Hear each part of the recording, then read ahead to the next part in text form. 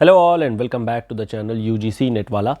हम लोगों ने असिस्टेंट प्रोफेसर के लिए आगाज सीरीज़ एक स्टार्ट करके रखी हुई है, जिसमें हम लोग ज्योग्राफी के जो भी सिलेबस हैं उनको वन बाय वन करके डिस्कस कर रहे हैं अपने स्क्रीनिंग एग्जामिनेशन के पर्सपेक्टिव से।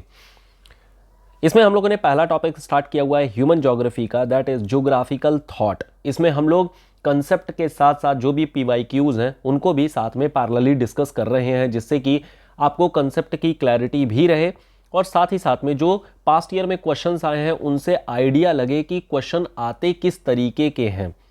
इसमें हम लोगों ने शुरू में डे 1 क्लास 1 में हम लोगों ने डिस्कस किया हुआ था जो भी फेज वाइज डेवलपमेंट थी, यानी कि समरी ऑफ द टॉपिक हम लोगों ने डिस्कस किया हुआ था। क्लास नंबर 2 में हम लोगों ने डिस्कस किया हुआ था फेज ऑफ क्लासिकल एंटिक्विटी, जिसमें ग्रीक, रोमन और अरब इनके कॉन्ट्रीब्यूशंस किस तरीके के थे, क्या क्या थे, यह हम लोगों ने डिस्कस किया हुआ था। जिसमें हम लोगों ने ग्रीक का डिस्कस किया, जैसे होमर, थेल्स, एनाक्सिमेंडर, हेकेटियस, हेरोडोटस, प्लेटो, अरिस्टोटल, इराटोस्थनीज, हिप्पार्कस, जिसमें से हमें इराटोस्थनीज काफ़ी इंपॉर्टेंट थे और इस पर हम लोगों ने क्वेश्चन देखा कि काफ़ी ज़्यादा पूछे गए हैं। फिर हम लोगों ने रोमन्स के बारे में देखा, स्ट्रैबो, टॉलमी को लेकर के। अरब्स को देखा हम लोगों ने, यहाँ पर भी कॉन्ट्रीब्यूशन जैसे अल इदरीसी, अल बलाखी, अल मसूदी, अल मकदीसी, इब्न सीना, इब्न खालदूम, इब्न हक्कल, अल बरूनी एंड इब्न बतूता, इन लोगों के कॉन्ट्रीब्यूशंस हम लोगों ने देखे हुए थे। फिर हम लोगों ने देखा था कि यूरोप में एक डार्क फेज आई हुई थी और डार्क फेज में जितने भी साइंटिफिक डेवलपमेंट्स वगैरह थे उन सबको डिस्ट्रॉय कर दिया गया था और चर्च अपनी डोमिनेशन बना करके रखी हुई थी। चर्च अपनी डोमिनेशन के लिए रिलीजियस एलिमेंट्स को ले रही थी और इस रिलीजियस एलिमेंट के लिए एक रिलीजियस मैप भी दिया गया था, जिसे टीओ मैप कहा जाता है। इस टीओ मैप में एशिया को, जेरूसलम को सबसे ऊपर रखा गया था और फिर उसके बाद से यूरोप और अफ्रीका को रखा गया था। डिवाइड करने के लिए हमारे पास में अलग अलग ओशियंस या फिर अलग अलग सी हुआ करती थी। फिर इस फेज ऑफ एक्सप्लोरेशन, यानी कि जब डार्क फेज खत्म होता है, रेनेसां फेज, पुनर्जागरण काल वापस से आता है, तो हमें phase of exploration and discovery देखने को मिलती है, जहां पर नए नए रूट, ट्रेड रूट खोजने को सभी लोग निकल पड़ते हैं कि एशिया के साथ में हम लोग ट्रेड करेंगे और उसके लिए लोग निकल पड़ते हैं समुद्री यात्राएं करने के लिए। अब यहाँ पर कई सारे हमें कंट्रीब्यूटर्स फिर देखने को मिलते हैं, जैसे सेबास्टियन मुंस्टर हो गए, जीन बॉडीन हो गए, मॉन्टेस्क्यू हो गए, बफॉन हो गए, इन लोगों की डेवलपमेंट हमें देखने को मिल जाती है। यहाँ तक हम लोगों ने लास्ट क्लास में डिस्कस किया हुआ था विद PYQs। अब हम लोग आगे बढ़ेंगे और देखेंगे नेक्स्ट फेज हमारा, that is pre classical phase.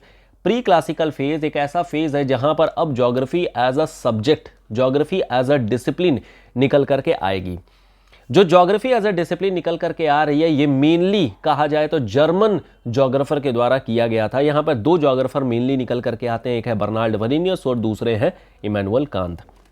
तो हम लोग इस क्लास में डिस्कस करने वाले हैं कि प्री क्लासिकल फेज में क्या क्या डेवलपमेंट हुई थी और साथ में क्लासिकल फेज में क्या क्या डेवलपमेंट्स हुई हैं, कौन कौन से कंट्रीब्यूटर और किस तरीके से ज्योग्राफी एज अ सब्जेक्ट अब निकल करके आएगा और एक स्कूल ऑफ थॉट अब बनेगा। पहले हम लोग अगर बात किया जाए कि प्री क्लासिकल फेज का टाइम पीरियड क्या है, तो ये टाइम पीरियड है 1600 टू 1700 AD के दौरान की बातें हैं। दो जर्मन कंट्रीब्यूटर यहाँ पर प्राइमरली आते हैं, एक है बर्नार्ड वरेनियस और दूसरे हैं इमैनुअल कांत। इमैनुअल कांत अपने आप में काफ़ी इंपॉर्टेंट है, लेकिन अगर ज्योग्राफी के पॉइंट ऑफ व्यू से देखें तो बर्नार्ड वरेनियस की हमें इंपॉर्टेंस रिलेटिवली ज़्यादा देखने को मिल जाती है। बर्नार्ड वरेनियस के अगर आइडियाज़ को हम डिस्कस करें तो इन्होंने कई सारी किताबें लिखी थी ऑन द डिफरेंट स्टेट्स और डिफरेंट कॉन्टिनेंट, जैसे थाईलैंड के ऊपर में, चाइना के ऊपर में, जापान के ऊपर में, अफ्रीका के ऊपर में। इन्होंने कई सारे अपनी अपनी जो थॉट्स हैं, अपनी किताबें हैं, वो लिखी गई थी। इन्होंने जो भी अपने एक्सपीरियंसेस थे किसी भी पर्टिकुलर प्लेस को लेकर के या किसी भी एरिया के यूनिकनेस को लेकर के, या फिर जिसे हम क्रीशे बोल सकते हैं, जिसे हम नीश बोल सकते हैं, बेसिकली जो नीश वाला पोर्शन है वो इन्होंने डॉक्यूमेंट करने की कोशिश की थी। जैसे एग्जाम्पल के तौर पे अगर बात किया जाए, अगर हम गंगा यमुना प्लेन के बारे में बात करते हैं तो हमारे दिमाग में आता है आर्यन। क्यों? क्योंकि गंगा यमुना प्लेन के पास में ही हमें ये सिविलाइजेशन देखने को मिल जाती है, तो ये यहाँ की नीश हो गई। सिमिलरली इसी तरीके से अगर हम सरस्वती रिवर के बारे में बात करते हैं या फिर इंडस रिवर के बारे में बात करते हैं तो हमारे दिमाग में तुरंत आती है इंडस वैली सिविलाइजेशन। क्यों? अगेन क्योंकि यहाँ पर इंडस वैली सिविलाइजेशन इस इंडस नदी के ऊपर में एक नीश है। सेम वैसे ही बर्नार्ड वरेनियस ने भी किसी भी जगह को लेकर के उसके पर्टिकुलर्स और उसकी जो स्पेसिफिक्स है, यानी उसकी जो यूनिकनेस है या उसकी जो नीश है, उसको यहाँ पर इन्होंने डॉक्यूमेंट करने की कोशिश की थी। अब यहाँ से एक आपको आइडिया लग रहा होगा कि कहीं ना कहीं जो बर्नार्ड वरीनियस हैं ये स्पेशल एलिमेंट की ओर में फोकस कर रहे हैं, स्पेशल एलिमेंट में। लेकिन ये जो स्पेशलिटी है हम लोगों को अभी आगे देखने को मिलेगा, ऐसा कोई स्पेशल और जनरल मतलब कि यहाँ पर डिवीज़न इन्होंने नहीं किया था। लेकिन फिर भी कहीं ना कहीं इनका जो फोकस है वो हमें स्पेशल ज्योग्राफी की ओर में ज़्यादा देखने को मिल रहा है। स्पेशल ज्योग्राफी का मतलब होता है कि किसी इलाके के बारे में, किसी पर्टिकुलर या किसी भी स्पेसिफिक्स या फिर नीश, जिसे हम लोग नीश जो है, इसको लेकर के इन्होंने अपने डॉक्यूमेंटेशन किए थे, अपना एक्सपीरियंसेस शेयर किया था। इन्होंने अपनी किताब लिखी थी जिसका नाम है ज्योग्राफिया जनरलिस। इंपॉर्टेंट बुक है, नाम याद रखना चाहिए, ज्योग्राफिया जनरलिस। इसमें बेसिकली 3 थीम थे। एक थीम थी जो जनरल ज्योग्राफी की थीम थी। जनरल ज्योग्राफी की जो थीम है इसमें इन्होंने बात किया हुआ था study of general aspect of the earth. General aspect of the अर्थ का मतलब कि अर्थ की साइज क्या है, शेप क्या है, ओशियन क्या है, सी क्या है, कॉन्टिनेंट क्या है, और किसी भी तरीके का इन्होंने स्पेसिफिक एलिमेंट, जैसे यहाँ पर पर्टिकुलर और स्पेसिफिक के बारे में बात कर रखा है, ऐसा कुछ भी यहाँ पर इन्होंने बात नहीं किया था। दूसरी जो थीम इन्होंने ली हुई है वो है अगेन जनरल ज्योग्राफी को ही लेकर के, जहां पर इन्होंने अर्थ और अर्थ के अलावा जितने भी सेलेस्टियल बॉडीज हैं, जितने भी सौर मंडल में हमारे अलग अलग ग्रह उपग्रह या जितने भी ये बॉडी हैं, इनका आपस में क्या रिलेशन है और इनका आपस में क्या इम्पैक्ट है या क्या कॉन्सिक्वेंस है। जैसे सन हो गया, मून हो गया, अर्थ हो गया, ये सब आपस में किस तरीके से इंटरैक्ट करते हैं, कैसे ज्वार भाटा यानी टाइड किस तरीके से आते हैं, अर्थ की पोजीशन सोलर सिस्टम में किस तरीके की है, सूर्य और उसके कारण से होने वाला जो पृथ्वी पर टेम्परेचर है ये किस तरीके का, ये सब यहाँ पर इन्होंने डिस्कस किया था, अपने आइडियाज़ को यहाँ पर इन्होंने शेयर किया था। लेकिन जो इन्होंने तीसरा थीम लिया था वो था स्पेशल ज्योग्राफी को लेकर के। इस स्पेशल ज्योग्राफी में इन्होंने पर्टिकुलर प्लेसेस, नीश प्लेसेस या फिर स्पेसिफिक ऑफ द प्लेस के बारे में बात किया हुआ था। इन्होंने डिस्क्राइब किया किसी भी एरिया का सेटलमेंट किस तरीके का है, वहाँ का रिलीफ फीचर किस तरीके का है, क्लाइमेट किस तरीके की है। तो कुल मिलाकर के वहाँ की जो भी नीश एलिमेंट है, वहाँ का जो भी स्पेशल एलिमेंट है, जो वहाँ का यूनिक एलिमेंट है, उसको यहाँ पर इन्होंने अपने थर्ड थीम में डिस्क्राइब किया हुआ था। इन्होंने हालांकि ये अलग अलग थीम लिया था ज़रूर, लेकिन इन्होंने अपना एक आर्ग्यूमेंट दिया। इन्होंने कहा कि जो स्पेशल ज्योग्राफी होती है ये ज्योग्राफी को आइडेंटिटी प्रोवाइड करती है। मतलब कहीं ना कहीं आपको ये देखने को मिल जाएगा कि ज्योग्राफी का जो इन्होंने अस्तित्व बताया या ज्योग्राफी का जो मेन रिकॉग्निशन बताया वो स्पेशल ज्योग्राफी बताई है। और ये स्पेशल ज्योग्राफी यही आगे जा करके एक रीजनल ज्योग्राफी का हमारा एक फाउंडेशनल पिलर बनता है। स्पेशल ज्योग्राफी, स्पेशल ज्योग्राफी को एक यूटिलिटेरियन पर्पस देता है। एक्चुअली ऐसा इसलिए क्योंकि कहीं ना कहीं अगर आप देखेंगे तो जो हवा होती है लोकल होती है, कहीं पर अगर क्लाइमेट या वेदर देखने को मिल रहा है तो वो भी लोकल होता है। तो इन्होंने यही कहा कि देखो ऐसा है कि ज्योग्राफी को अगर हमें स्टडी करना है तो हमें वहाँ के स्पेशल एलिमेंट पर फोकस हमें करना चाहिए। हालांकि ऐसा इनको बिल्कुल भी कहीं पर भी ऐसा विचार नहीं था कि हम जनरल एस्पेक्ट को अलग करेंगे और स्पेशल एस्पेक्ट को अलग करेंगे, ऐसा कुछ भी इन्होंने डिवीजन नहीं किया था। लेकिन इन्होंने जो ज़्यादा अपना प्राइम फोकस रखा था वो रखा था प्राइमरली स्पेशल ज्योग्राफी की ओर में, कि स्पेशल ज्योग्राफी ही एक ऐसी चीज़ होगी जो कि अल्टीमेटली ज्योग्राफी को एक ज्योग्राफी का अस्तित्व प्रदान करेगी। हालांकि आगे आने वाले जो ज्योग्राफर होंगे जिन्होंने बर्नार्ड वरीनियस को फॉलो किया था, उन्होंने इस आइडिया को एज अ डाइकोटमी लिया। डाइकोटमी क्या होती है हम लोग आगे डिस्कस करेंगे। तो इन्होंने ऐसे डाइकोटमी लिया और इन्होंने कहा कि हमें जनरल एस्पेक्ट यानी कि एक जनरलाइजेशन की ओर मतलब हमें देखना चाहिए, बजाय कि स्पेशल ज्योग्राफी यानी कि केवल और केवल डिस्क्रिप्शन के। तो ये डाइकोटमी क्या है और किस तरीके से डाइकोटमी स्टैब्लिश हुई है, ये हम लोग प्रोबेबली नेक्स्ट क्लास में देखने वाले हैं। जर्मन ज्योग्राफर में बर्नार्ड वरीनियस के अलावा दूसरे एक और साहब आते हैं जिनका नाम है इमैनुअल कांत। हालांकि इनके फिलॉसफी में बहुत ज़्यादा इंपॉर्टेंस है। इन्होंने अपना जो मेटाफिजिक्स के बारे में बात किया था उसके लिए एक अलग अपना आइडिया है। लेकिन फिलहाल अगर ज्योग्राफी में देखते हैं तो ज्योग्राफी में ये जर्मनी में टीचर ऑफ मेटाफिजिक्स थे और मैथमेटिशियन बेसिकली थे। इनकी जो आइडिया थी इसको बोला जाता है एपिस्टेमोलॉजी। एपिस्टेमोलॉजी बेसिकली स्टडी करने का एक तरीका होता है जहां पर आप जितने भी नोन फैक्ट होते हैं उसको एक जगह पर आप इकट्ठा करते हैं और उसे आपस में रिलेट करते हैं। मतलब हालांकि आप ये भी बोल सकते हैं कि अभी जो जब हम लोगों ने बात किया था रोमन्स की, तो यहां पर स्ट्रैबो ने भी सेम यही इंसाइक्लोपीडिया डेवलप किया हुआ था जिसका नाम था ज्योग्राफिया। तो आखिर में इस इंसाइक्लोपीडिया और जो इमैनुअल कांत का ये जो एपिस्टेमोलॉजी, इसमें क्या डिफरेंस है? डिफरेंस ये है, इंसाइक्लोपीडिया में क्या होता है कि सारे फैक्ट को एक जगह पर बस जमा कर दिया जाता है, यानी कि इकट्ठा कर दिया जाता है। लेकिन वही अगर एपिस्टेमोलॉजीज के बारे में बात करें तो एपिस्टेमोलॉजी का मतलब होता है कि सारी चीज़ों को इकट्ठा तो किया गया, लेकिन साथ ही साथ में इनको आपस में रिलेट भी किया गया है। इनको आपस में रिलेट किया गया है कि सारी चीज़ें कैसे आपस में इंटरलिंक हो रही हैं। So this is basically not only the study part, बल्कि ऑर्गेनाइज भी यहां पर किया जा रहा है जो भी नॉलेज है। इन्होंने इस एपिस्टेमोलॉजी के तहत दो टाइप बताए थे, दो तरीके बताए। एक कि नॉलेज जो होती है वो इटर्नल होती है। इटर्नल का मतलब कि किसी भी तरीके से इसमें कोई रोक टोक नहीं है, ना तो ये टाइम से और ना ही स्पेस से ये बाउंडेड है। मतलब ना तो इसमें क्रोनोलॉजी हमें देखने को मिलेगी और ना ही हमें यहां पर कोरोलॉजी देखने को मिलेगी। जैसे अगर मैं 2+2 बोलूं तो 2+2 एक 4 है।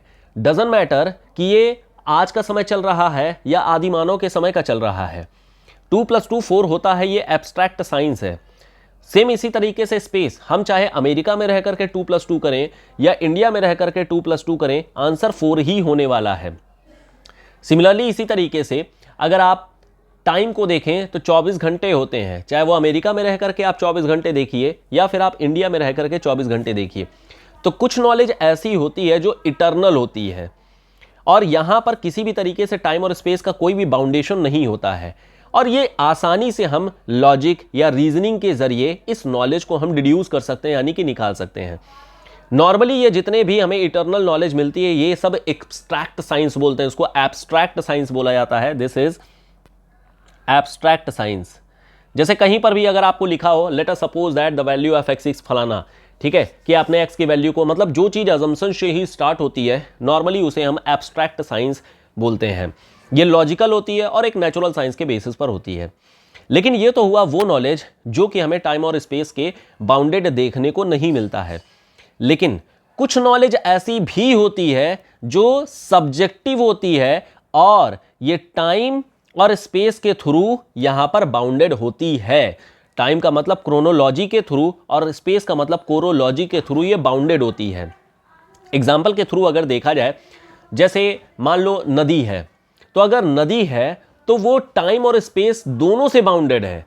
दोनों से बाउंडेड होने का मतलब कि नदी में एक वॉल्यूम आएगा, वॉल्यूम ऑफ द वाटर आएगा, पानी इकट्ठा होगा। जब एक समय तक पानी इकट्ठा हो जाएगा, मतलब एक मिनिमम इकट्ठा हो जाएगा, तब इसके बाद से अब फ्लो होना शुरू हो जाएगा। पानी का फ्लो होना या फ्लो शुरू होना उसमें पानी भरने के ऊपर है और यह समय पर निर्भर करता है। और स्पेस के ऊपर में इस तरीके से निर्भर करता है कि अगर मान लो यहां पर सपोज स्लोप बहुत ज्यादा है, फिर स्लोप कम है, फिर स्लोप बिल्कुल कम है, तो यहां जो स्पेस है 1 नंबर में, यहां जो स्पेस है 2 नंबर में और यहां जो स्पेस है 3 नंबर में, तीनों ही जगहों पर जो वेलोसिटी ऑफ द वाटर है ये तीनों डिफरेंट होगा। तो हमारी जो नॉलेज है वो अब स्पेस के हिसाब से और टाइम के हिसाब से, दोनों ही हिसाब से यहां पर बदल रही है। सेम इसी तरीके से अगर हम माउंटेन अपलिफ्टमेंट के बारे में बात करें, यानी जो माउंटेन बिल्डिंग होती है, बनती है, तो माउंटेन अचानक से नहीं बन गए हैं। माउंटेन बनने के लिए भी टाइम लगता है, टाइम लगता है। और केवल टाइम नहीं, अब ये स्पेस के ऊपर में भी निर्भर कर गया कि ये जो माउंटेन है वो किस तरीके का बनेगा। क्या ये माउंटेन हाई, इस मतलब कि बहुत हाई मतलब हाइट का बनेगा या लो हाइट बनेगी, किस तरीके की बनेगी, फोल्ड माउंटेन बनेगा, ब्लॉक माउंटेन बनेगा, ये सब डिपेंड कर जाता है हमारे टाइम और स्पेस के ऊपर में। तो जो नॉलेज होती है दो तरीके की होती है, एक होती है जो टाइम और स्पेस के बाउंडेड होती है और एक होती है जो टाइम और स्पेस के बाउंडेड नहीं होती है। तो यहां पर इन्होंने जो बात किया था इमैनुअल कांत ने, इन्होंने कहा कि देखो ऐसा है, there is a principle of exceptionalism. Principle of exceptionalism का मतलब होता है कि हर एक एरिया अपने आप में एक यूनिक एरिया है। यानी कि अगर हम एक जगह पर किसी भी तरीके का ट्राइब अगर हम लोग देखें, वहाँ के लोगों का रहन सहन देखें, वहाँ के लोगों का खान पीन देखें, वहाँ पर टोपोग्राफी देखें, वहाँ की रिलीफ फीचर देखें, वहाँ का climate, temperature, pressure, humidity, rainfall, कुछ भी अगर देखते हैं वो अपने आप में दूसरे जगह से भिन्न होगा। दूसरे जगह से डिफरेंट होगा। और यही रीजन है कि हमें ज्योग्राफी को as a principle of exception पढ़ना चाहिए। हमें यहां पर चीजों को डिस्क्राइब करना चाहिए। हम जनरलाइजेशन नहीं कर सकते हैं क्योंकि सारी चीजें एक जैसी नहीं है, सारी चीजें एक दूसरे से डिफरेंट है। मतलब हम एक जिले से दूसरे जिले में जाएंगे, हमें वहां पर टेम्परेचर, रेनफॉल, ह्यूमिडिटी, एडमिनिस्ट्रेशन, लोगों का रहन सहन का तरीका, लैंग्वेज, सब कुछ लगभग थोड़ा थोड़ा हमें बदलता हुआ देखने को मिल जाता है। तो हम कैसे चीज़ों को एक जैसे रख सकते हैं? तो ये यहाँ पर प्रिंसिपल ऑफ एक्सेप्शनलिज्म कहलाता है और ये इमैनुअल कांत थे जिन्होंने प्रिंसिपल ऑफ एक्सेप्शनलिज्म के बारे में यहाँ पर बात किया हुआ था। यहाँ पर एक छोटा सा नोट अगर हम लोग देखें तो कोरोलॉजी जो कांत की थी, यानी कि जो प्रिंसिपल ऑफ एक्सेप्शनलिज्म पर बेस्ड जो कांतियन आइडिया था, ये वरेनियस ने जो अपना स्पेशल ज्योग्राफी दिया है कि हर एक एरिया की अपनी यूनिकनेस होती है, स्पेशलिटी होती है, नीश होता है, उससे हमें काफ़ी सिमिलर देखने को मिल जाता है। लेकिन ऐसा नहीं है कि कांत ने वरेनियस को फॉलो किया है या वरेनियस ने कांत को फॉलो किया। एक्चुअल में ये दोनों लोग डिफरेंट हैं। कांत का जो बेसिक आइडिया है वो केवल और केवल प्रिंसिपल ऑफ एक्सेप्शनलिज्म पर ही बेस्ड है। यानी अगर हम कांतियन आइडियोलॉजी के बारे में बात करें तो Kantian ideology is only and only special geography. लेकिन वरेनियस के बारे में बात करें, वरेनियस ने दोनों को इंक्लूड किया था, जनरल एस्पेक्ट ऑफ ज्योग्राफी और साथ ही साथ में स्पेशल एस्पेक्ट ऑफ ज्योग्राफी। हालांकि इन्होंने ये कहा जरूर कि ज्योग्राफी का जो मेन अस्तित्व है, जो मेन आइडेंटिटी, वो जरूर स्पेशल ज्योग्राफी है, बट इन्होंने इंक्लूड दोनों को किया था। जबकि वही कांत ने अगर देखें तो कांत ने केवल और केवल कोरोलॉजी यानी कि स्पेशल ज्योग्राफी के बारे में बात की है। I think this must be clear to you कि कैसे इमैनुअल कांत और जो हमारे दूसरे जर्मन ज्योग्राफर है दैट इज बर्नार्ड वरेनियस, कैसे एक दूसरे का आइडिया दोनों का कैसे डिफरेंट है और किस तरीके से चीज़ें हुई हैं। अब अगर आप इनके क्वेश्चंस को देखेंगे जो पास्ट ईयर्स में क्वेश्चंस आ रखे हैं, अब जैसे कुछ क्वेश्चन तो हम लोगों ने डिस्कस कर रखे थे, जैसे कि ज्योग्राफी टर्म किसने दिया था, तो ज्योग्राफी टर्म कॉइन किया गया था इराटोस्थनीज के द्वारा, ये हम लोगों ने डिस्कस कर रखा था। इसके अलावा फाउंडर ऑफ जियोडेसी कौन है, तो अगेन इराटोस्थनीज, अगेन हम लोगों ने बात कर रखा था। अब यहां पर जरा देखिएगा, इमैनुअल कांत जिन्होंने गैसियस हाइपोथेसिस को प्रोपाउंड किया था, ये हम लोग नेक्स्ट आगे डिस्कस करने वाले हैं जब जियोमॉर्फोलॉजी डिस्कस करेंगे। तो इमैनुअल कांत जिन्होंने गैसियस हाइपोथेसिस के बारे में प्रोपाउंड किया है about the origin of earth की, ओरिजिन मतलब पृथ्वी का किस तरीके से ओरिजिन हुआ है, ये कौन से जो फिलोसफर हैं, क्या ये ग्रीक हैं, क्या ये फ्रेंच हैं, ये जर्मन है या फिर अमेरिकन है? तो अभी हम लोगों ने डिस्कस किया कि ये क्या है, ये एक जर्मन फिलोसफर है और इनकी फिलोसफीज काफ़ी ज़्यादा इंपॉर्टेंट है। जिस तरीके से बर्नार्ड वरेनियस है सेम वैसे ही। अभी हम लोगों ने देखा कि geography first divided into general and special aspect. किसने जनरल और स्पेशल में डिवाइड किया है, तो कांत ने नहीं। क्यों? इन्होंने स्पेशल ज्योग्राफी के बारे में ही बात कर रखा है। हम्बोल्ट और रिटर से पहले वरेनियस आते हैं और वरेनियस ने ही स्पेशल और जनरल ज्योग्राफी अपनी किताब जो लिखी थी ज्योग्राफिया जनरलिस, उसमें इन्होंने जनरल और स्पेशल एस्पेक्ट के बारे में बात किया था। तो यहाँ पर जो आंसर होगा वो बन जाएगा बर्नार्ड वरेनियस। आई थिंक अब ये बात क्लियर हो रही होगी और क्वेश्चन इसी तरीके से हम लोग डिस्कस कर रहे हैं कि आपको और बेटर तरीके से क्लैरिटी आ जाए। अब ये जो क्वेश्चन नंबर 5 है ये अभी हम लोगों ने डिस्कस नहीं किया है, आगे आएगा। अब यहां पर देखिए क्वेश्चन नंबर 6 है, who from the following was not a Greek philosopher. Greek के बारे में हम लोगों ने बात कर रखा था, हेरोडोटस, होमर, एराटोस्थनीज, ये सभी लोग ग्रीक लोग हैं। हिकैटियस, हेरोडोटस, एनाक्सिमेंडर, थेल्स, होमर, है ना, इन लोगों ने डिस्कस कर रखा है। लेकिन स्ट्रैबो और टॉलमी जो हुआ करते थे ये दोनों लोग रोमन ज्योग्राफर हैं, तो ये अपने आप में रोमन हो गए और इस वजह से यही आंसर हो जाएगा कि ये ग्रीक ज्योग्राफर नहीं है। क्वेश्चन नंबर 7 ऐसे ही देखेंगे कि अल्माजस्ट किसने लिखी है, तो अल्माजस्ट लिखी है टॉलमी के द्वारा। ये एक रोमन ज्योग्राफर है और इन्होंने अपनी जो बुक है जिसका नाम है अल्माजस्ट, इन्होंने अल्माजस्ट लिखी है। अब अगर हम लोग जरा सा टॉलमी के बारे में अगर देखें तो इन्होंने 2 किताबें लिखी थी। एक किताब लिखी थी जिसका नाम था अल्माजस्ट, जैसा हम लोगों ने यहाँ पर डिस्कस ही कर रखा है, और एक और बुक इन्होंने लिखी थी द गाइड टू ज्योग्राफी। ये इंपॉर्टेंट है, जरा ध्यान से देख लीजिएगा। So the guide to geography 2 book इन्होंने लिखी हुई है। तो यहाँ पर अल्माजस्ट के बारे में क्वेश्चन पूछा गया है, तो अल्माजस्ट यानी टॉलमी के द्वारा यहाँ पर अपना ये किताब लिखी गई है। Next one is the author of the book किताब अल हिंद। किताब अल हिंद किसने लिखी है, तो ये लिखी है अल बरूनी के द्वारा। अल बरूनी ने प्राइमरली ये बुक लिखी थी। अब यहाँ पर इब्न बतूता के बारे में बात करें तो इब्न बतूता लिखा गया है, रहला लिखा गया है इब्न बतूता के द्वारा। अल इदरीसी के बारे में बात करें तो अल इदरीसी ये वो हैं जिन्होंने टॉलमी के वर्क को इंप्रूव किया था, टॉलमी के वर्क को मॉडिफाई किया था। ये हम लोगों ने अगेन डिस्कस कर रखा है जब हम लोगों ने अरब्स के बारे में डिस्कस किया था। यहाँ पर क्वेश्चन आ रहा है तो मैं एक बार आप लोगों को रिवाइज भी कराता चल रहा हूं ताकि आपको चीज़ें याद हो जाएं। इसके अलावा अल मसूदी के बारे में हम लोगों ने बात कर रखा था। एक बार क्विकली जरा अरब के बारे में फटाफट डिस्कस मतलब एक बार रिवाइज कर ही लेते हैं। अब यहाँ पर देखिए, जैसे अल इदरीसी हो गए जिन्होंने टॉलमी के वर्क को इंप्रूव किया था, अल बलाखी हो गए जिन्होंने पहला क्लाइमेटिक एटलस प्रोवाइड किया था, अल मसूदी हो गए जिन्होंने मानसून के बारे में बात कर रखा है, अल मकदीसी हो गए जिन्होंने वर्ल्ड को 14 क्लाइमेटिक जोन में डिवाइड करके रखा हुआ था और इन्होंने ये बताया कि जो क्लाइमेट है वो केवल और केवल लैटिट्यूड का फंक्शन नहीं होता है बल्कि कॉन्टिनेंट के लोकेशन का भी होता है कि वेस्टर्न का है, ईस्टर्न का है, कहाँ का है। इब्न सीना इन्होंने फ्लड प्लेन ऑफ नाइन के बारे में डिस्कस किया था। खालदून ने सिविलाइजेशन यानी ट्राइब के बारे में बात किया था, इनकी किताब का नाम है मुकद्दिमा। इब्न हकल ने बताया कि इक्वेटर हैबिटेबल जोन है। अल बरूनी किताब अल हिंद और इब्न बतूता रहला, इसके बारे में तो हम लोगों ने डिस्कस कर ही लिया है। तो यहाँ पर जो हम लोगों के पास में क्वेश्चंस आते हैं, यहाँ पर हम लोगों ने बात किया हुआ है, जैसे हाँ अल मसूदी के बारे में हम लोगों ने देखा क्लाइमेटिक एटलस हो गए, अल बरूनी के बारे में हम लोगों ने देख लिया किताब अल हिंद हो गए, इब्न बतूता रहला हो गया और अल इदरीसी हो गए जो हमारे पास में जो इन्होंने टॉलमी के वर्क को इंप्रूव किया था यानी एक तरीके से बताया था। फिर इसके बाद से क्वेश्चन नंबर 9 आता है, which among the following was not a determinist. अभी हम लोगों ने डिस्कस नहीं किया है, इसको मैं गोला मार दे रहा हूं कि यहाँ पर क्या चीज़ें हैं।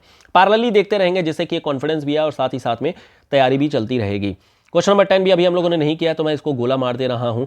अब यहाँ पर देखिए द फेमस स्क्रिप्ट, अच्छा ये भी अभी गोला मारिए क्योंकि इसके बारे में हम लोगों ने अभी डिस्कशन नहीं किया हुआ है।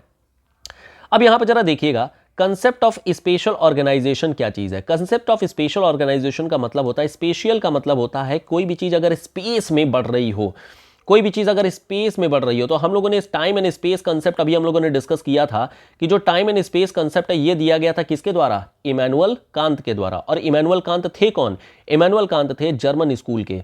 तो यहां पर अगर मैं पूछूं कि जो कॉन्सेप्ट ऑफ स्पेशल ऑर्गेनाइजेशन है ये किसने प्रेजेंट किया हुआ है, तो ये प्रेजेंट किया गया है जर्मन स्कूल के द्वारा। स्पेशली अगर बात किया जाए तो ये बताया गया था इमैनुअल कांत के द्वारा।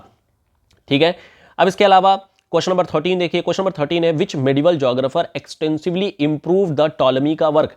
टॉलमी के वर्क को किसने किया है, तो अल इदरीसी, अभी हम लोगों ने 2-3 बार डिस्कस कर ही लिया है कि इन्होंने ही किया था। अगर इसके अलावा हम लोग बात किया जाए तो आगे हम लोगों के पास में जो भी चीज़ें हैं उसको समझने के लिए पहले हमें कंसेप्ट डिस्कस करना पड़ेगा आई थिंक। हाँ जी, ये एक और क्वेश्चन है, क्वेश्चन नंबर 22 जरा देख लीजिए कि which Arab geographer is known dividing the earth into 14 climatic region. अभी हम लोगों ने बात किया हुआ है कि ये अल मकदीसी हैं जिन्होंने क्लाइमेट मतलब वर्ल्ड को 14 क्लाइमेटिक जोन में डिवाइड भी किया था और साथ ही साथ में इन्होंने ये बताया था कि जो क्लाइमेट है वो केवल और केवल लैटिट्यूड का फंक्शन नहीं होता है बल्कि लैटिट्यूड के साथ साथ कॉन्टिनेंट की पोजीशन यानी ईस्टर्न साइड है, वेस्टर्न साइड है, किधर है, इस पर भी डिपेंड कर जाता है। तो ये वाला पार्ट हम लोगों ने डिस्कस किया हुआ था। अब जरा हम लोग आगे बढ़ते हैं, काम करते हैं। हम लोगों ने जो बात किया है वो बात किया हुआ है अभी तक जो जर्मन स्कूल ऑफ जोग्राफर और उससे रिलेटेड जितनी भी हमारे पास में क्वेश्चंस आ गए हैं ये हम लोगों ने डिस्कस कर लिया। अब प्री क्लासिकल के बाद geography as a subject develop हो चुकी है। अब यहाँ पर नए नए ज्योग्राफर आएंगे और इन्होंने अपनी अपनी कॉन्ट्रीब्यूशन देनी है to develop the geography as a discipline.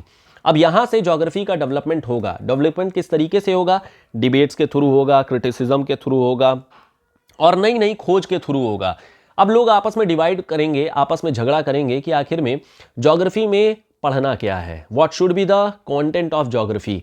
तो अभी शुरू में कुछ होंगे जो ये कहेंगे फिजिकल एस्पेक्ट को लेकर के हमें पढ़ना चाहिए, कुछ होंगे जो ह्यूमन एस्पेक्ट को लेकर के करेंगे, कुछ होंगे जो एस्ट्रोनॉमिकल एस्पेक्ट को लेकर के कहेंगे। तो यहां पर अब ज्योग्राफी में आपस में डिबेट होने वाली है कि ज्योग्राफी का सिलेबस यानी ज्योग्राफी का जो कंटेंट है वो क्या होने वाला है। तो इस क्लासिकल फेज में अब हमारे पास में ज्योग्राफी का एक डेवलपमेंट स्टार्ट होता है और ये हमारी स्टार्ट होती है early and mid 18th century, just after the pre classical हमें यहाँ पर ये डेवलपमेंट देखने को मिल जाती है। दो मेन ज्योग्राफर यहाँ पर हमें देखने को मिलते हैं, एक है हम्बोल्ट और दूसरे हैं कार्ल रिटर। ये दोनों ही लोगों को father of modern scientific geography बोला जाता है। देखिए काफी इंपॉर्टेंट है, father of modern scientific geography बोला जाता है। देखिए जो कंटेंट है जो हम लोग यहाँ पर यूज कर रहे हैं डिस्कशन के दौरान में, ये शॉर्ट नोट के फॉर्मेट में है। This is more than sufficient, highlight कर रहा हूं मैं, more than sufficient to explain and answer any question. पूरे आंसर को यहां पर चीजों को करने में सबसे मतलब बहुत आराम से आप चीजों को कर सकते हैं। तो मेक श्योर कि इस कंटेंट को आप गो थ्रू कर लीजिए और इसी को बार बार कंटिन्यूअसली पढ़ते रहेंगे तो फिर आई डोंट थिंक कि कहीं पर ऐसी कोई प्रॉब्लम आने वाली है आपके इस क्वेश्चन में। देखिए अब यहां पर दो साहब लोग हैं, एक हमारे पास में हम्बोल्ट, दूसरे हैं कार्ल रिटर। दोनों लोगों को बोला जाता है father of modern scientific geography. अब यहाँ पर जो साहब लोग हैं, इन्होंने आखिर में बोला क्या चीज़ है, इन्होंने अपनी चीज़ें क्या बोली हैं। तो इस दौरान में एक और डेवलपमेंट हुई थी। एक फ्रेंच फिलोसफर थे जिनका नाम था ऑगस्ट कॉम्टे। ऑगस्ट कॉम्टे ने कॉन्सेप्ट ऑफ पॉजिटिविज्म दिया था। अब ये पॉजिटिविज्म क्या क्या कंसेप्ट है, हालांकि अभी हम लोग आगे क्वांटिटेटिव रिवोल्यूशन फेज पढ़ने वाले हैं, उसमें हम लोग और डिटेल में देखेंगे कि कॉन्सेप्ट ऑफ पॉजिटिविज्म क्या है। लेकिन जस्ट एक आइडिया के तौर पर यहां पर मैं आप लोगों को अगर बताऊं, पॉजिटिविज्म एक ऐसी विचारधारा है, एक फिलॉसफी है जो केवल और केवल उन्हीं चीजों को मानता है जिसका हमें अस्तित्व देखने को मिलता है। जैसे मान लो विंड है, विंड हम देख नहीं सकते हैं लेकिन महसूस कर सकते हैं, लेकिन विंड को चूंकि देखा नहीं जा सकता इसलिए पॉजिटिविज्म कहेगा नहीं नहीं हम विंड को नहीं मानते हैं। जैसे मान लो कि अगर पैरानॉर्मल साइंस है, भूत पिशाच वगैरह है, भूत है मान लेते हैं, तो पैरानॉर्मल साइंस को अगेन ये नहीं मानेगा। क्यों? क्योंकि हम नहीं देख सकते हैं, हमें डर लग रहा है, हो सकता है हमारी साइकोलॉजी हो, हमें हवा महसूस हो रही है, हो सकता है हमारी साइकोलॉजी हो। लेकिन अगर मान लो कल को हम विंड देख लें, हवा हम देख लें, जैसे अभी कुछ दिनों पहले एक एक्सपेरिमेंट हुआ था और वहां पर हवा को देखा जा सकता था, तो जैसे अब हम लोग विंड को देख पाएंगे तो ये पॉजिटिविज्म कहेगा हाँ अब मेरा मानना है इसमें कि हाँ ये चीज़ सही है। जैसे अगर धार्मिक चीज़ें, रिलीजियस हैं, हमें नहीं पता वो चीज़ सही है कि नहीं, बिकॉज हम लोगों ने कभी भगवान को देखा नहीं है, तो ये पॉजिटिविज्म का साइंस ये कहेगा नहीं I don't believe in God. कोई भी रिलीजियस एलिमेंट चीज़ें नहीं होती हैं, ये केवल लोगों का एक मानना है, लोगों की एक थिंकिंग है, लोगों का एक विश्वास है, फेथ है, बिलीफ है, तब केवल है। अदरवाइज पॉजिटिविज्म साइंस इसको नहीं मानता है। लेकिन कल को अगर भगवान दिख गए तो पॉजिटिविज्म कहेगा हाँ ये चीज़ अब हम मानते हैं। मतलब जिन चीज़ों को आप टच कर सकते हैं, देख सकते हैं, उन्हीं को केवल और केवल ये जो कंसेप्ट ऑफ पॉजिटिविज्म है वो मानता है कि ये साइंटिफिक है, अदरवाइज बाकी सारी चीज़ों को ये डिस्कार्ड कर देता है। अब ये जो कॉम्टे है, मतलब कि ये जो ऑगस्ट कॉम्टे थे, इन्होंने अपने कंसेप्ट ऑफ पॉजिटिविज्म, जो कि एक सोशियोलॉजी का मेन कंसेप्ट है लेकिन इसका हर एक बाकी डिसिप्लिन में भी इसका यूज आता है, इन्होंने एक फेज ला दिया और इस फेज के थ्रू अब चीजों को साइंटिफिकली और मैथमेटिकली देखा जाना शुरू कर दिया गया था। साइंटिफिकली देखे जाने की वजह से अब यहां पर एक्सपीडिशंस स्टार्ट होती है, लोग रिसर्च करना शुरू करते हैं, ऑब्जर्वेशन करना शुरू करते हैं और फिर नई नई खोज को अब पॉजिटिविज्म के जरिए ही यहां पर लोगों के सामने लेकर के आते हैं। और जो मैथमेटिकल अप्रोच है वो हमें क्वांटिटेटिव रिवोल्यूशन के दौरान में, मात्रात्मक क्रांति के दौरान में हमें देखने को मिलेगी, जो कि आगे हम लोग डिस्कस करने वाले हैं। सो पॉजिटिविज्म का रियल मतलब होता है ऑब्जेक्टिव स्पेसिफिक इंक्वायरी। ऑब्जेक्टिव, अब देखिए दो तरीके की चीजें होती हैं, एक होता है जिसे हम लोग बोलते हैं ऑब्जेक्टिव और दूसरी होती है जिसे हम लोग बोलते हैं सब्जेक्टिव। अब जैसे मान लो ऑब्जेक्टिव का मतलब क्या है, अगर मान लेते हैं आपसे पूछा जाए कि हमारे देश के राष्ट्रपति कौन है या हमारे देश के प्रधानमंत्री कौन है, तो आप बहुत ही इजीली बोल देंगे। क्यों? चाहे आप इंडिया में रह करके बोलिए, अमेरिका में रह करके बोलिए, पाकिस्तान में रह करके बोलिए या फिर कहीं और रह करके बोलिए, दिस इज ऑब्जेक्टिव। क्यों? क्योंकि ये फैक्ट है। तो जो भी चीज़ें फैक्ट होती हैं वो अपने आप में ऑब्जेक्टिव स्टडी कहलाती है, जिसका एक आंसर होता है, जिसका एक आंसर होता है जो कि सभी लोगों के द्वारा माना जाता है। आप ये नहीं ना बोलेंगे कि इंडिया में रह करके कि यार हमारे प्रधानमंत्री मोदी जी हैं, या अमेरिका में जाकर के बोलेंगे नहीं नहीं नहीं मोदी जी नहीं यार राहुल गांधी को बना दो, ये सही नहीं होगा। क्यों? क्योंकि अगेन ये चीज़ फैक्ट है और जो फैक्ट होती है वो ऑब्जेक्टिव स्टडी होती है। आपके बारे में यह आइडिया जरूर हो सकता है कि भारत के प्रधानमंत्री किस तरीके के हैं, इनकी विचारधारा किस तरीके की है, या आपका एक ओपिनियन बन सकता है। तो जो ओपिनियन है ये होता है सब्जेक्टिव, और सब्जेक्टिव का कोई एक अपना एब्स्ट्रैक्ट आंसर नहीं होता है। तो ऑब्जेक्टिव क्या होता है, सब्जेक्टिव क्या होता है, आई थिंक अब क्लियर हो गया होगा।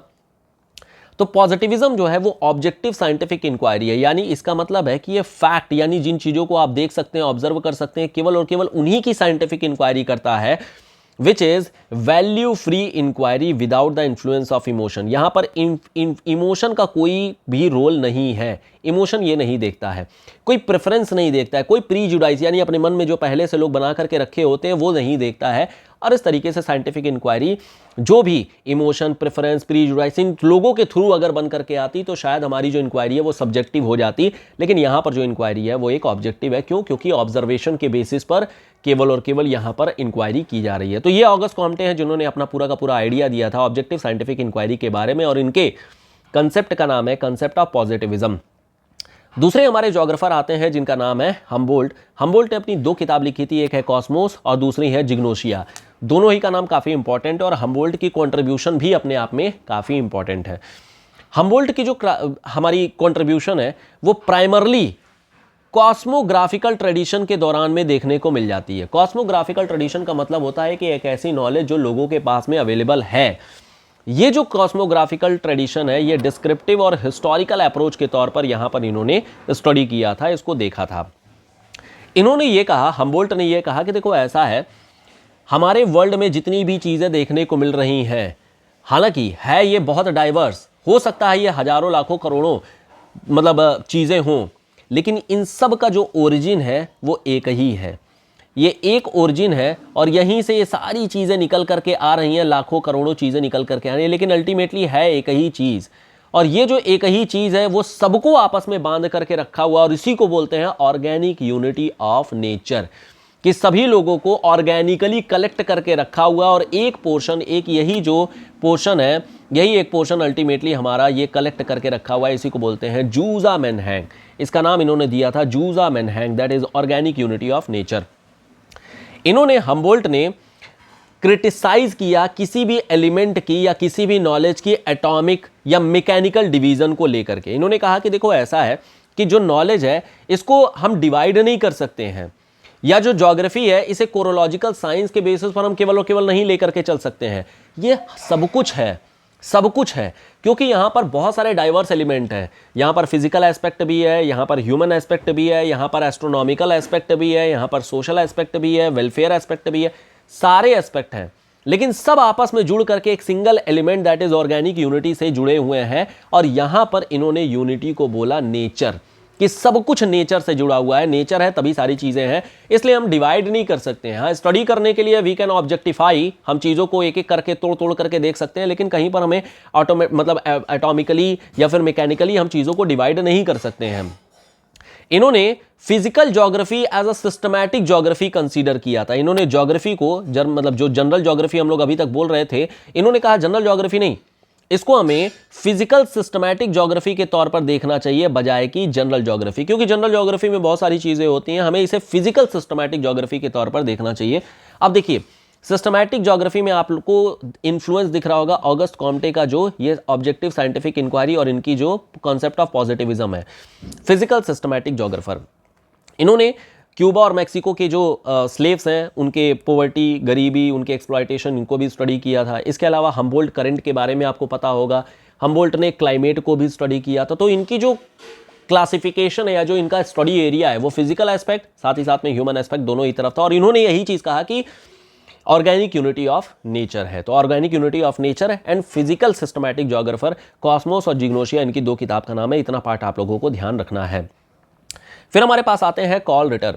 कॉल रिटर की जो किताब है, इनकी किताब का नाम है इरकुंडे, अगेन एक इंपॉर्टेंट बुक का नाम है। कार्ल रिटर और जो हम्बोल्ट है ये दोनों कंटेम्प्ररी हैं, मतलब दोनों लोग एक साथ साथ के थे, और इनका एक कॉमन बिलीव था ऑर्गेनिक यूनिटी ऑफ नेचर को लेकर के। जिस तरीके से हम्बोल्ट ने कहा कि आज की डेट में डाइवर्स एलिमेंट है लेकिन सब कुछ एक यूनिटी से जुड़े हुए हैं, सेम वैसे ही रिटर ने भी कहा कि ये भी ऑर्गेनिक यूनिटी से ही जुड़े हुए हैं। लेकिन दोनों को आइडिया में एक बेसिक डिफरेंस है। कॉल रिटर का जो आइडिया था और इनका जो नेचर यानी कि जो यूनिटी है, इन्होंने कहा वो धर्म है, यानी वो रिलीजन है, वो गॉड है। और जो गॉड के बारे में इन्होंने बोला, थोड़े से ये क्रिश्चियनिटी फेवर्ड थे, तो इन्होंने गॉड को बोला कि भगवान इन सारी चीज़ों को जोड़ करके रखा हुआ है। लेकिन वही हम्बोल्ट का कहना था नहीं, नेचर। और नेचर और गॉड एक नहीं है, ये भी ध्यान रखना है। नेचर मतलब होता है प्रकृति, प्रकृति हमें सारी चीज़ें जो प्रोवाइड कर रही है वो प्रकृति है, लेकिन भगवान एक सिंगल मतलब सुपर नेचुरल एलिमेंट है। तो दोनों में एक डिफरेंस हमें देखने को मिल जाता है। और इसी वजह से जब हम नेचर के बारे में बात करते हैं हम्बोल्ट की, तो बोलते हैं हम लोग कि डिटरमिनिस्ट है ये। और वही अगर हम गॉड के बारे में बात करते हैं तो इनको बुलाता है टेलियोलॉजिकल डिटरमिनिज्म। टेलियोलॉजिकल का मतलब होता है जो भगवान में, सुपर नेचुरल पावर में, डिवाइन पावर में जो बिलीफ रखता है उसको बोलते हैं टेलियोलॉजिकल। और डिटरमिनिज्म जहां पर आप नेचर को एज अ सुप्रीम मानते हैं, नेचर प्रकृति को मानते हैं कि ये सबसे बड़ी है। इन्होंने, कार्ल रिटर ने अपनी जो थीम्स ली थी उसमें है science of earth in relation to nature and history of mankind. अब जरा यहां पर ध्यान से समझना है कि जो रिटर का आइडिया है वो प्राइमरली इन्होंने स्टडी ऑफ अर्थ किया, यानी कि पृथ्वी को इन्होंने जो पढ़ा है वो पृथ्वी को as a home of man पढ़ा है, यानी ये लोगों का घर है पृथ्वी और कुछ नहीं बल्कि लोगों का घर है। और जो मैन है वो कंटिन्यूअसली इंटरैक्ट कर रहे हैं with the different element of the earth. Earth के जो बाकी सारी चीजें, लिथोस्फीयर, ओशियन, पेड़ पौधे, बायोस्फीयर, जितनी भी चीजें, उन सब के साथ में कंटिन्यूअसली ये इंटरैक्ट कर रहा है और ये उन चीजों से इंटरैक्ट कर रहा है जिस पर पृथ्वी हमारी बनी हुई है। सो जिस तरीके से हमारे बॉडी के अंदर में आत्मा होती है, सोल होती है, सेम वैसे ही फिजिकल ग्लोब भी मैन काइंड के लिए, ह्यूमैनिटी के लिए, आम जनता के लिए भी वैसे ही फिजिकल ग्लोब भी होता है। तो ये ध्यान रखना है कि यहां पर इन्होंने जो स्टडी किया था, स्टडी ऑफ अर्थ, किस तरीके से मैन का घर यानी होम ऑफ मैन, और यहां पर इन्होंने वही है ऑर्गेनिक यूनिटी ऑफ नेचर जो जूजा मैनहैंग के बारे में बात किया था, यहां पर ये डिवाइन पर्पस यानी टेलियोलॉजिकल डिटर्मिनिज्म के बारे में बात किया हुआ था। तो क्या ये कार्ल रिटर का आइडिया और जो हम्बोल्ट का आइडिया, ये सभी लोगों को क्लियर हो चुका है? अब जरा इसके क्वेश्चंस को भी अगेन हम लोग अगर देखा जाए तो अब जरा सा कुछ क्वेश्चंस को देख लेते हैं। जैसे यहां पर देखिए, इनमें से कौन है जिसे फादर ऑफ मॉडर्न ज्योग्राफी बोला जाता है? अभी हम लोगों ने बात किया था, हम्बोल्ट और कार्ल रिटर के बारे में आए थे। तो जब हम्बोल्ट और कार्ल रिटर के बारे में आइडिया आए तो वहां पर आपको हम्बोल्ट मार्क करना है, ये ध्यान रखिएगा। देखिए, कंसेप्ट को डिस्कस करने और क्वेश्चन को करने में पास्ट ईयर से हमें आइडिया मिलता है कि हमें किस तरीके से आंसर करना है। तो Humboldt would be the answer for father of modern geography. बाकी पॉसिबिलिज्म क्या चीज़ होती है हम लोग आगे डिस्कस करेंगे, तो हम लोग ये कर पाएंगे कि पॉसिबिलिज्म क्या चीज़ होती है। इसके अलावा अगर हम लोग बात किया जाए, इसके अलावा अगर हम लोग कुछ क्वेश्चंस को देखें जो हम लोगों ने डिस्कस कर रखा है, उसके अंदर में अगर रह करके देखें, क्वेश्चन नंबर 23 को देखिएगा। Who among the following scholar followed the teleological approach to study the earth? Teleological approach किसने लिया था? हम लोगों ने अभी जस्ट बात किया हुआ है, कार्ल रिटर ने टेलियोलॉजिकल अप्रोच बात किया था। और स्टडी ऑफ अर्थ किस तरीके से? होम ऑफ मैन, ये भी ध्यान रखना है। अब आगे देखिए, रेड्जल का वर्क छोड़ दीजिए, अभी हम लोग डिस्कस नहीं किए हैं। हाँ जी, फिर इसके अलावा हम लोगों ने जो डिस्कशन किया है, हाँ एक और पार्ट है, who use the words physical geography and general geography. हम लोगों ने अभी डिस्कस किया है हम्बोल्ट में कि हम्बोल्ट ने जनरल एस्पेक्ट, जनरल ज्योग्राफी के जगह पर बात किया है फिजिकल सिस्टमैटिक ज्योग्राफी। तो क्या ये सेम वही क्वेश्चन आ गया? तो आंसर आ जाएगा हम्बोल्ट की physical systematic geography general geography की जगह पर इन्होंने यूज किया था। तो ये भी अगेन देखिए वही है, सेम जो मटेरियल है उसको कंटिन्यूअसली उसी को बार बार रीड करना है आपको। This is very very important और यहां से आपको पूरा आइडिया लग जाएगा। क्वेश्चन नंबर 27 देखिएगा, which one of the following scholars of pre modern period यानी प्री क्लासिकल पीरियड के कौन से ज्योग्राफर हैं? नाम से ही पता चल गया कि वरेनियस होंगे आंसर, लेकिन आगे बात कर लेते हैं। Clearly establish the relationship between regional geography and systematic geography. देखिए, सिस्टमैटिक ज्योग्राफी मतलब जनरल ज्योग्राफी, रीजनल ज्योग्राफी मतलब स्पेशल ज्योग्राफी। तो आंसर कौन हो जाएंगे? यहां पर आंसर हो जाएंगे बर्नार्ड वरेनियस। ठीक है, तो ये हम लोगों ने डिस्कस कर लिया। इसके अलावा अगर हम लोग कुछ और भी क्वेश्चंस को देखें तो एक सेकेंड, हालांकि ये सारे ही क्वेश्चन करेंगे, परेशान होने की जरूरत नहीं। ये तो जस्ट मैं आपको आइडिया दे रहा हूं कि आखिर में क्वेश्चन किस तरीके से आ रहे हैं और क्या हम लोग क्वेश्चन को कर पा रहे हैं या नहीं कर पा रहे हैं। एंड देखिए, एक और question number 44, the guide to geography किसने लिखा है? हम लोगों ने बात किया है, टॉलमी ने 2 किताब लिखी थी, एक लिखी थी अल्माजस्ट और दूसरी थी द गाइड टू ज्योग्राफी। ये भी हम लोगों ने डिस्कस कर रखा है। देखिए यहां पर इनफैक्ट मैं दिखाई दे रहा हूं। सो दिस इज द, कहां गए? टॉलमी, ये टॉलमी हो गए, Almagest and the guide to geography. ठीक है, तो मटेरियल आप लोगों को बहुत रिलीजियसली फॉलो करनी है जिससे कि सारी चीज़ें क्लियर हो जाएं। फिर वही चीज़ है, who among the following Arab scholar made correction to Ptolemy. Ptolemy की किताब में किसने मॉडिफिकेशन किया है? तो अल इदरीसी ने किया है। ये एक रिपीटेड क्वेश्चन है, तो रिपीटेड क्वेश्चन भी काफ़ी सारे आते हैं, तो ये ध्यान रखना है। फिर इसके अलावा अगर हम लोग बात करें, यहां पर देखिए, who among the following defined geography as the study of earth which is home of man. Home of man किसने बता रखा है? कार्ल रिटर ने बता रखा है, डिस्कस कर लिया हम लोगों ने। तो ये हम लोगों ने कुछ क्वेश्चंस डिस्कस किए कि आखिर में कौन कौन से ज्योग्राफर आए हैं। इसके अलावा अगर हम लोग यहाँ पर ये भी क्वेश्चन देख लीजिए कि sequence of historical development of geography, पहले ग्रीक थे, फिर रोमन थे, फिर उसके बाद से डार्क एज आना चाहिए। तो ग्रीक हो गए, रोमन हो गए, डार्क एज हो गए, अरब हो गए। तो आंसर हो जाएगा इसका डी यानी 4 नंबर का पार्ट। ठीक है, तो ये हम लोगों ने डिस्कस किया और कि क्या क्या चीज़ें हैं। बाकी हम लोग आगे नेक्स्ट क्लास में डिस्कस करने वाले हैं कि हमारे पास प्री क्लासिकल को फॉलो करते हुए जो हम्बोल्ट और कार्ल रिटर आए, तो हम्बोल्ट और कार्ल रिटर को फॉलो करते हुए आगे ऑस्कर पैस्कल की क्या कंट्रीब्यूशन है, रेड्जल की क्या कंट्रीब्यूशन है, अरिस्टोफन की क्या कंट्रीब्यूशन है, हेटनर की क्या कंट्रीब्यूशन है, और इसके अलावा विडाल डेला ब्लास की क्या कंट्रीब्यूशन है। तो मिलते हैं नेक्स्ट वीडियो में, नेक्स्ट क्लास में, और वहां पर फिर आगे कंटिन्यू करते हैं हमारा डिस्कशन। जो डाउट रहेगा कमेंट बॉक्स में अपने डाउट को पूछ लीजिएगा, या फिर टेलीग्राम ग्रुप जरूर ज्वाइन कर लीजिए। सभी लोग टेलीग्राम ग्रुप के अंतर्गत आपको सारी चीज़ें मिलती रहती हैं। ठीक है, तो चलिए फिर यहाँ स्टॉप करेंगे, मिलेंगे नेक्स्ट वीडियो में और बाकी का डिस्कशन आगे कंटिन्यू करते हैं। Till then goodbye, thank you so much, bye bye.